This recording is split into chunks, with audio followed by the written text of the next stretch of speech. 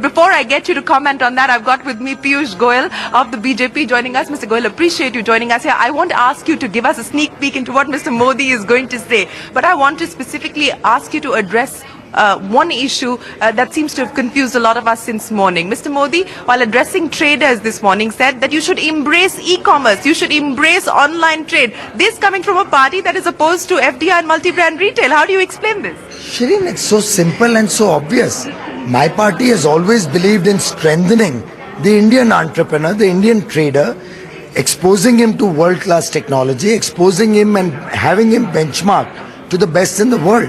So I don't see any reason, I don't see any contradiction in the two. Why should the Indian entrepreneur not aim to become a multinational?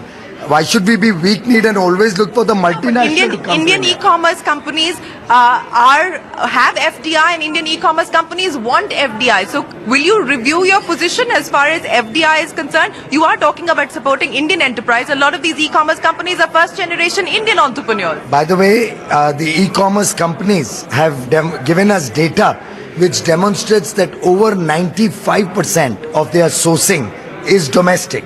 They have given us information that if they are not allowed to work out of India, the business could move out of the country. After all, it's a globalized world. The internet world is open. Whereas on the other hand, the multinationals are insisting to even not allow the 30%. You're not answering my question. Will you allow FDI in e-commerce? Well, that I don't know. In e-commerce? In e-commerce, I don't know. In multi-brand There is a retail, review. There is a review. You could possibly... We have never spoken about e-commerce. You are talking about it today. So you could review your position as far as allowing foreign direct investment into one part of retail, which is online retail. We never had a position on that. This issue has never come in public domain. I don't think we have ever articulated a position on this subject. BJP is open to all viewpoints. Even when we discussed multi-brand retail, we had kept a very open mind. We met people from all sections of the trade. We met the small-scale entrepreneurs, we met the small traders, and on balance, we realized that Indian manufacturing is still not strong enough to withstand the onslaught of multi-brand retail in FDI and multi-brand retail, and therefore our stand continues. We are opposed to FDI and multi-brand retail. But could consider it for e-commerce?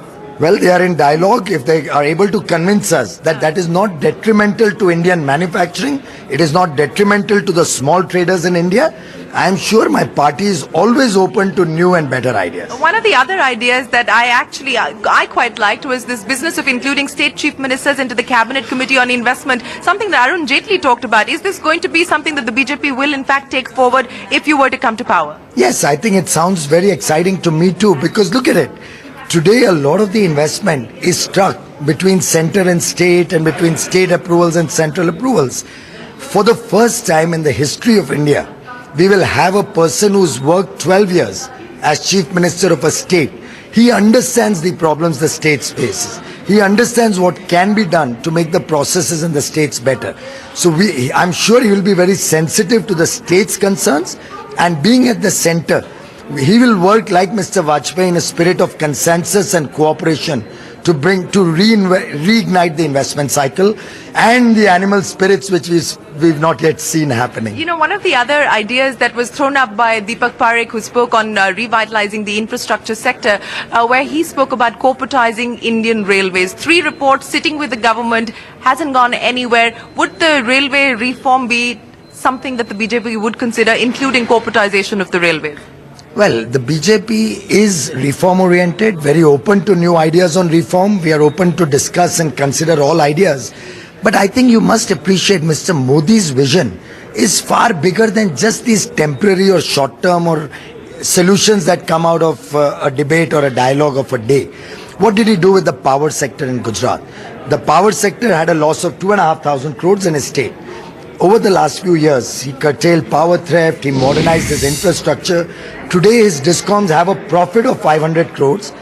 There is no situation of power problems. There's 24/7 power. Right. Power tariffs haven't gone up like the rest of the country. The minimum increase is in Gujarat. Right. And he has not privatized. He has professionalized. He has brought good management techniques.